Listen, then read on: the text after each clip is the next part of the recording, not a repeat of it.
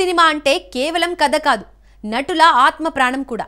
ఒక్కొక్క సీన్లో ప్రాణం పోసిన హీరో, అండర్ ప్లేలో అదరగొట్టిన సీనియర్ ఆర్టిస్ట్, ఆశ్చర్యపరిచిన హీరోయిన్.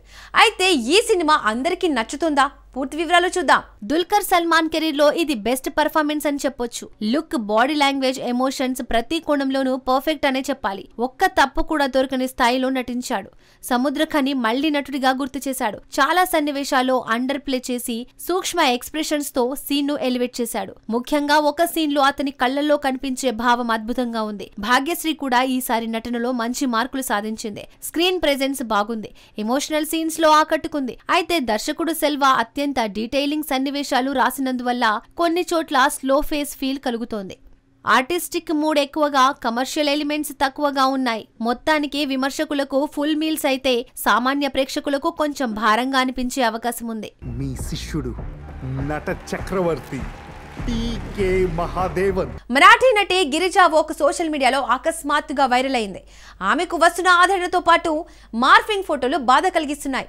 12 ఏళ్ల కుమారుడు చూస్తే ఏమవుతుందని ఆందోళన వ్యక్తం చేస్తోంది. ఈ విషయం గురించి పూర్తి వివరాలు చూద్దాం.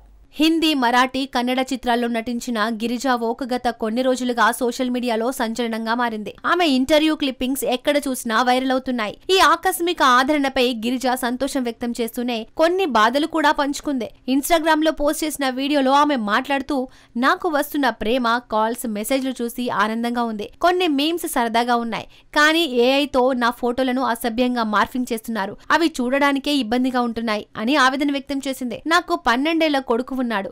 ఇప్పట్లో సోషల్ మీడియా వాడడు, కానీ రేపు వాడు చూస్తే అమ్మ ఫోటోలు ఇలా ఎందుకు ఉన్నాయి అని బాధపడతాడు. అదే ఆలోచన నన్ను కలవరపెడుతోంది అని గిరిజ బాధను పంచుకుంది.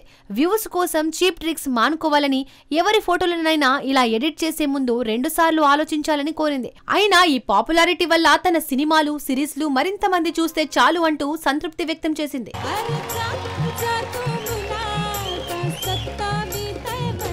రజనీకాంత్ కొత్త చిత్రం తలైవర్ 173ను కమల్ హాసన్ నిర్మిస్తున్నారు.